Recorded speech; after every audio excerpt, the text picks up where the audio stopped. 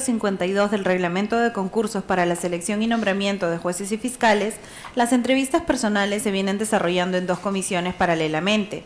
Siendo así, esta Comisión 2 da inicio a las entrevistas, invitando a pasar a la señora Huerta Goicoechea Jennifer Juliet, postulante a la plaza de Juez de Trabajo del Distrito Judicial de Piura. La invitamos a tomar asiento, por favor. Gracias. Buenos días. Doctora Huerta, buenos días. A ver, doctora, corríjame si me equivoco. Su cargo actual es jueza supernumeraria del 9º Juzgado Especializado de Trabajo de Trujillo. Esto es desde abril del 23 hasta junio, que es la fecha de la constancia. ¿Estamos?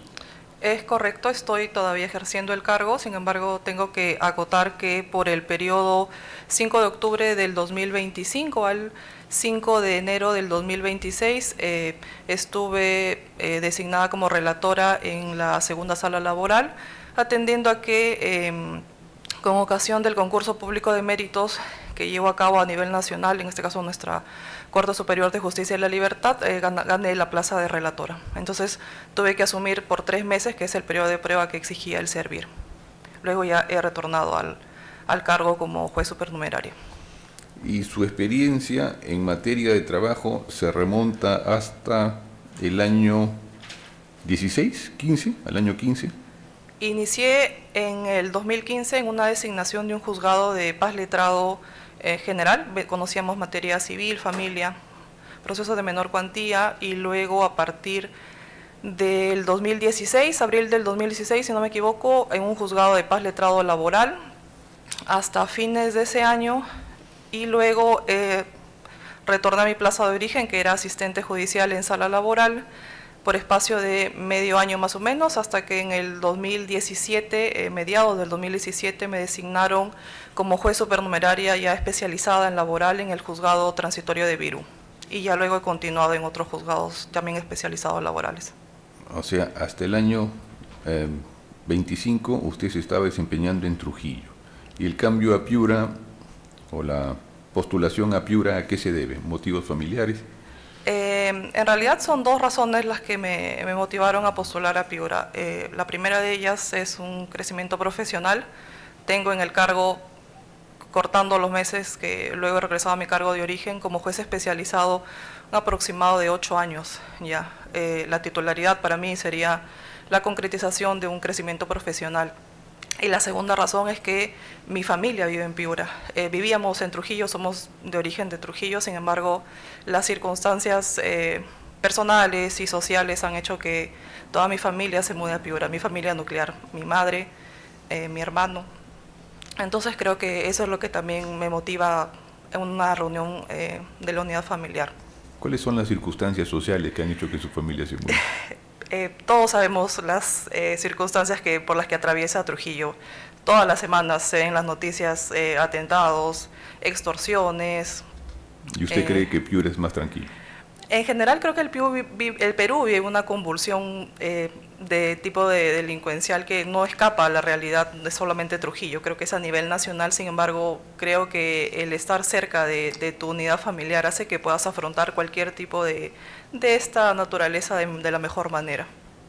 Ya. Entrando al tema netamente laboral, háblenos de la renuncia, doctora. Para empezar, ¿qué cosa es la renuncia? La renuncia es la manifestación de voluntad del trabajador de comunicar al empleador que decide no continuar con el vínculo laboral. ¿Es un acto jurídico de qué tipo? Considero que es unilateral, nadie puede ser obligado a trabajar. De hecho, la declaración misma del trabajador, si bien la norma establece que tiene que ser con una prelación, una anticipación de 30 días para que el empleador pueda, digamos, que prever las consecuencias de la ausencia de esta fuerza laboral. Sin embargo, el hecho de nadie puede ser obligado a seguir continuando el vínculo laboral si es que el trabajador ha manifestado su voluntad de ya desvincularse como tal. ¿Qué sucede si el trabajador envía la carta de renuncia y luego se desdice? Es un tema bastante complejo, creería yo, porque si es un acto unilateral que se manifiesta como tal al momento de decirlo, válgase la redundancia, en un escrito, supongamos, el desdecir lo que yo ya dije, habría que evaluar las implicancias en el contexto mismo en el que se da. No recuerdo si es que se ha judicializado un caso de ese tipo, sin embargo, siempre considero que deberíamos evaluar las particulares circunstancias en las que podría darse ese arrepentimiento de haber renunciado. Pero ese arrepentimiento, ¿qué implica? Por eso le preguntaba yo de la naturaleza jurídica de la renuncia. Usted dijo bien, la renuncia es un acto jurídico unilateral. ¿Y cuándo tiene efectos? El momento en que se manifiesta. O del momento en que el empleador recibe la comunicación. Considero que es correcto, desde que él es comunicado de la decisión del trabajador de desvincularse. Entonces, en teoría, desde el momento en que el empleador recibe esa comunicación, el claro, contrato ha terminado. Correcto. Entonces, el desdecirse del trabajador ya no es tan complicado, porque desdecirse implicaría hacer un nuevo contrato o dejar sin efecto la carta anterior, podría ser. Lo decía, si me permite acotar, sí, porque si tratamos un trabajador que ha venido vinculado a través de un contrato a plazo indefinido, que es la regla general, formulo mi renuncia al cargo y luego me desdigo, lo que implicaría, como usted lo menciona, un nuevo contrato. Sin embargo, la restricción, y a eso me refería con la situación que habría que evaluar, es qué pasaría si el empleador quisiera contratarme a través de un contrato modal, supongamos. Entonces, a eso van las implicancias que importarían luego la renuncia en sí misma, ¿no? O sea, ¿qué otras circunstancias se rodean? Ese es un tema interesante. ¿Se puede? La restricción que nosotros tenemos en el artículo 78 de la LPCL es, si es que tú ya mantienes una relación a plazo indefinido, no podrían recontratarte en el plazo menor de un año bajo una contratación, digamos que mejora tus derechos, en este caso el derecho a la estabilidad que ya venía sostentando hasta la fecha de tu desvinculación inicial. Entonces la restricción de un año evidentemente es para evitar este tipo de fraude, corto el vínculo laboral y reinicio a través de un contrato modal, por ejemplo, ¿no? ¿Y si es una labor notoriamente distinta? Como le menciono, la evaluación de la validez de la contratación modal siempre está sujeto a la valoración de la prueba o el tipo de contrato que tengamos, ¿no? Es el dar una respuesta genérica, no me aventuraría a dar una respuesta genérica como tal. ¿Qué sucede cuando el trabajador cumple 70 años? La norma, la LPCL, la texto único ordenado, establece que la jubilación es automática a los 70 años. El reglamento como tal... ¿Siempre? El reglamento como tal ha establecido o ha añadido algo adicional, y es que tiene que tener derecho a una pensión de jubilación. Ese es el escenario en el que actualmente nos manejamos en el tema de jubilación. ¿Y cómo entendemos esto? ¿Es factible que el reglamento ponga una condición que la ley no establece? En realidad el reglamento excedería los alcances de la norma. Sin embargo, la Corte Suprema ha tenido, desde que yo he estado ahí, estuve 5 años en la Corte Suprema, hasta la actualidad, idas y venidas con el tema de la jubilación.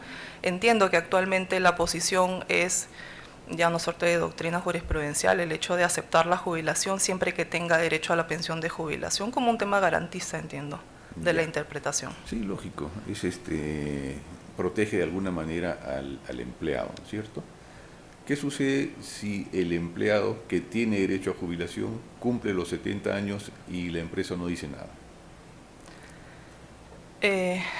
Entendería que hay una aceptación de la continuidad de la relación laboral y se ha renunciado al derecho como tal de cesarlo automáticamente al cumplir 70 años, pese a tener los requisitos para la pensión de jubilación. ¿Ha renunciado? ¿Quiere decir que el empleador al cese automático? Me refiero al cese automático. Claro. Hay otras maneras de desvincular al trabajador, considerando que si tiene un contrato a plazo indefinido, por ejemplo, solo podría ser cesado por causa justa atribuible a su capacidad o su conducta. Pero si el principio es que el contrato de trabajo termina a los 70 años y el empleador decide no cesar al trabajador a los 70 años, sino darle un tiempo más, podrían ser 6 meses, podría ser 1 año. No lo dice, ¿no? Porque no podría. En consecuencia, vencidos esos 6 meses, si el empleador le dice, señor, usted ya tiene más de 70 años, retírese, ¿ya no podría hacerlo? Bajo esa causal, no. Tenemos la otra causal, si es que considera que después de los 70 años las aptitudes o capacidad cognitiva o física del trabajador ha disminuido, hay otra vía por la cual podría cesar la relación laboral, pero considero que bajo la causal que le faculta la norma, que es el cese automático por edad, 70 años, con el requisito de la pensión de jubilación, no sería viable. Por justamente las circunstancias en las que se da, ¿no? Que es luego de cumplidos todavía lo dejas seguir trabajando un tiempo más. Entonces, el empleador que quiere quedarse con un trabajador para hacerle un favor, para no jubilarlo a los 70 años, realmente se pone la soga al cuello. Porque ahora, para cualquier cese, tendría que aplicar las razones generales de terminación del contrato, la falta grave o las causales de capacidad. No tiene mucho sentido, ¿no? Sí, es un tema de decisión. Me parece que cuando someten al órgano jurisdiccional a ese tipo de interpretación, finalmente es interpretación de cómo interpretamos la conducta del empleador de todavía dejar trabajando. Me parece que sobre eso también hay unas casaciones que han indicado que, en todo caso, a raíz de estas casaciones, la recomendación para las empresas es, si ya sabes que está a puertas tu trabajador de cumplir 70 y cumple los requisitos, tendrías que prever esta circunstancia para evitar precisamente esto otro de lo que estamos hablando, de cómo es que se ha venido desarrollando ya en la justicia laboral. Y si la empresa, teniendo en cuenta que si no dice nada se va a ver en problemas, le dice al trabajador, vamos a firmar un documento por el cual yo te permito permanecer en la empresa por un año más, ¿sería válido? Es una variable bastante interesante la que usted pone a la mesa. Es que la empresa, si la posición prevaleciente es la que usted señala, si de buena fe pretende hacerle un favor al trabajador para que se quede 6 meses, 1 año, 2 años más, sin decir nada, o sea, sin el documento que usted habla. Sin decir absolutamente nada, ella misma se va a poner la soga al cuello, se va a meter en problemas porque ya va a perder o va a renunciar, y eso de la renuncia tácita no es tan convincente, va a renunciar a la posibilidad de dar por terminado el contrato por edad y le va a quedar solamente a las causales de conducta o capacidad. Entonces, en ese caso la empresa dice, bueno, ya yo quiero salvarme, curarme en salud, y le digo, vamos a llegar a un acuerdo, yo sé que tú tienes mucho tiempo en la empresa, trabajas bien, te permaneces a los 70 años, pero físicamente estás en tus aptitudes, te doy 1 año más. Incluso te doy un año más renovable a un tiempo adicional. ¿Eso sería válido o no? Estaríamos hablando de una tipología de un contrato ya luego de los 70 como que a plazo fijo. Particularmente si me someten a conocimiento un caso como el que usted estaba proponiendo, si es que no hay ninguna circunstancia que invalide el acuerdo como tal, como acuerdo de ambas partes, yo consideraría que sería una salida bastante salomónica, bastante que podría respaldar en este caso al trabajador también, ¿no? Pero usted me ha señalado hace unos minutos que no se puede convertir un contrato a plazo fijo en un contrato a plazo determinado. No, es la afirmación como tal, digo que es una suerte de, parecería un contrato luego a plazo fijo, porque ya no tendría la estabilidad que te otorga hasta los 70 años de edad. No considero que se cree como tal un contrato a plazo fijo, porque la norma es bastante específica en los requisitos que se requieren y las prohibiciones que nosotros tenemos. Sin embargo, la facultad de extinguir el contrato de trabajo de manera automática a los 70, para evitar, como usted dice, la suerte de que yo renuncio a esta facultad como empleador, creo que sería válido poder celebrar con el trabajador esta suerte de documento en la que ambas partes de común acuerdo prorrogan por un tiempo prudencial la continuación, pero digamos que con esa manifestación se reservaría el derecho del empleador de todavía culminar el contrato de trabajo por esta causal que la norma le preveía a los 70 años. Pese a que sería un contrato a plazo fijo que no cumple ninguna de las condiciones de los contratos a plazo fijo. No sería un contrato a plazo fijo, estaríamos hablando de un contrato a plazo indeterminado que la propia norma, como menciono, le facultaría extinguir a los 70 años. Ese es un común acuerdo de ambas partes. No, pero si yo digo que el contrato ya no va a vencer a los 70, si no le doy al trabajador un plazo más de 1 año, ya lo convierto en a plazo fijo. O por lo menos ya lo convierto en un contrato bajo condición, porque le pongo la condición de que sea 1 año más. O sea, ya tengo una fecha de vencimiento clara, mientras que el contrato a plazo indefinido es justamente indefinido. No tengo un plazo definido, concreto de terminación. Sí, es un tema interesante sobre el cual la Corte Suprema ha tenido variaciones de criterio. Correcto. Doctor de la Puente. Gracias, presidente. Señora Huerta Goicoechea, en su hoja de vida, en lo que es quejas de la autoridad de control, se advierte del año 2025 2 expedientes, uno sobre incumplimiento de deberes del cargo, que está abierto desde el 30 de mayo, y el otro que se encuentra en trámite por retardo. ¿Qué nos puede decir al respecto, por favor? Gracias, doctor de la Puente. El proceso que se encuentra en trámite o que aparece en trámite en el órgano de control del Distrito Judicial de La Libertad actualmente ya se encuentra concluido. Se ocasionó en una vista de la causa que demoró un aproximado de 3 semanas en descargarse y está subsanado cuando el órgano de control evaluó la demora como tal que estaba indicando la parte agraviada. Refirió que el tema que siempre tenemos, que es la carga procesal, habría originado el retardo en el descargo de la sentencia, así que esa queja está archivada. Y respecto de la investigación que sí todavía sigue en trámite, a mi entendido no me han notificado todavía ningún resultado, es el de la Autoridad Nacional de Control, y se origina en un escrito que cursa la Corte Suprema a la Autoridad Nacional de Control por una omisión en la remisión de copias. ¿Qué es lo que pasa? A nivel administrativo, cuando se interpone el recurso de casación, la sala laboral se encuentra obligada a remitir ciertas piezas procesales a la Corte Suprema para que se forme el cuadernillo de casación. Está regulado normativamente ciertas piezas procesales: demanda, contestación, sentencia de primera instancia, sentencia de vista, el recurso como tal de casación, el concesorio que lo califica la sala.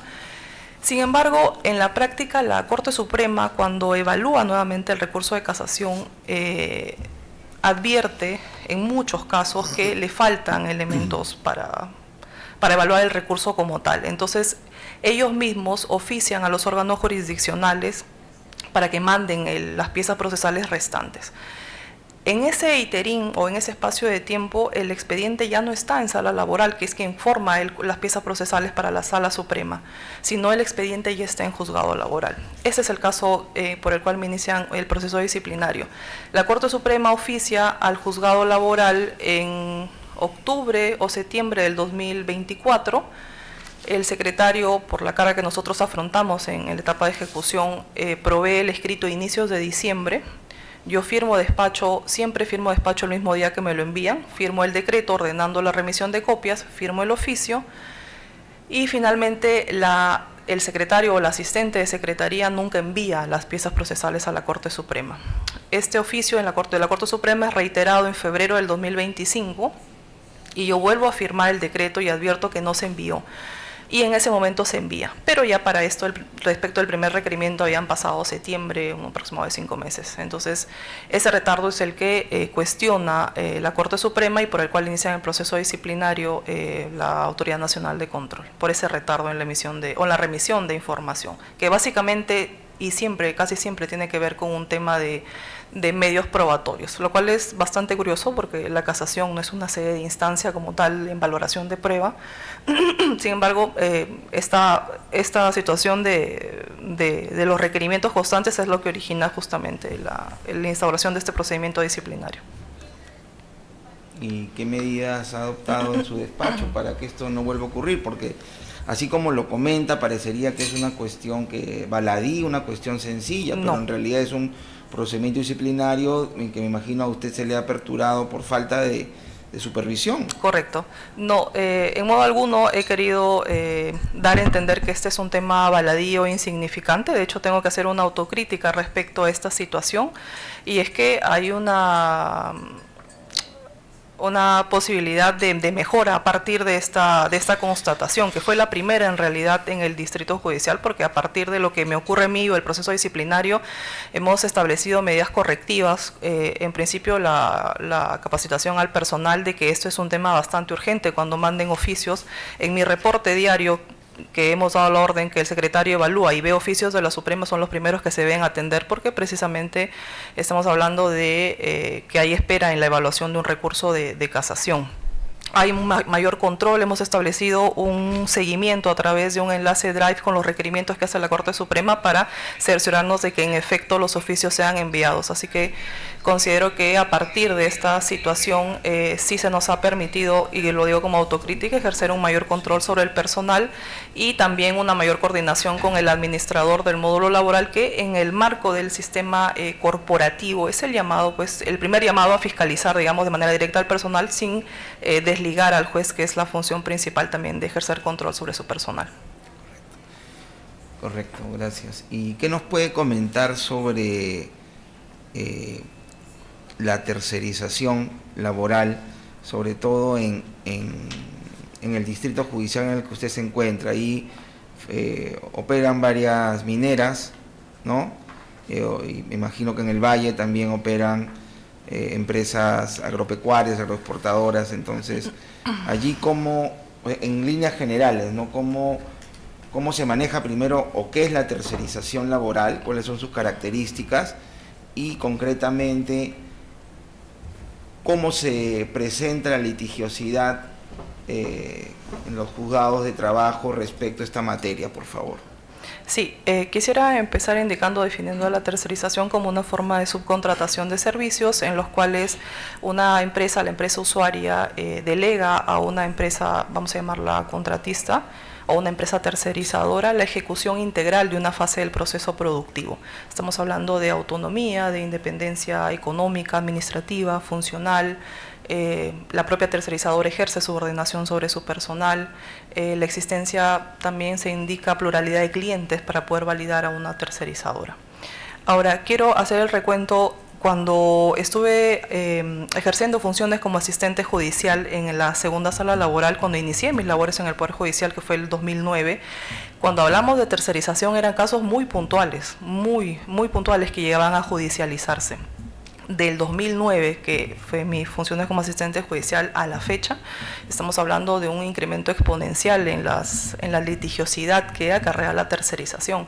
De hecho, hay bastantes matices interesantes. Cuando ejercí como juez laboral en Ascope, porque estuve en espacio también de 2 años, entre el 2021 y 2023, se ha visto mucho que las empresas, las grandes empresas agroindustriales, no voy a mencionar los nombres, tercerizan no fases del proceso productivo como tal, sino ciertas actividades que luego los trabajadores cuestionan para validar. Estamos hablando, y luego en el caso de Trujillo, la litigiosidad viene dada principalmente, como usted lo ha acotado, por empresas mineras que han tercerizado su servicio. Pero también tenemos que reconocer que a raíz de los fallos judiciales, cuando nosotros declaramos desnaturalizado o inválida la tercerización, las empresas mineras, sobre todo, y hay que reconocerlo, han ido mejorando sus cláusulas de locación o de contratación con la empresa tercerizadora para evitar justamente fallos como el que estoy hablando, que es reconocer a la usuaria como empleador del trabajador, ¿no? Que es lo que principalmente buscan en un proceso judicial. Gracias por su respuesta. Gracias, presidente. Gracias, doctor De la Puente. Doctor Galindo. Sin preguntas, presidente.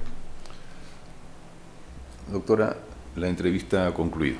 Muchas Buenos gracias. días. Para dejar No, una señorita.